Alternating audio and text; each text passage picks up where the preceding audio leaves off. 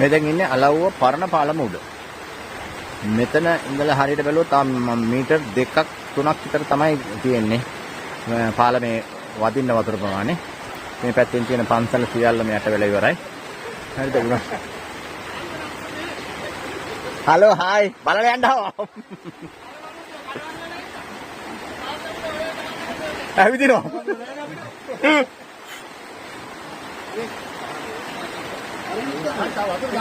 අරකන dangerous ආරවා. අතන dangerous ඈ.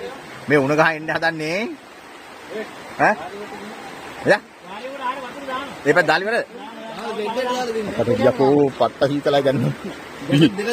කොහොමද මේ ලෙවල් එක? මැදිරි තිබ්බා කො යකෝ මැදිරි එකක්වත් නැහැ නේ.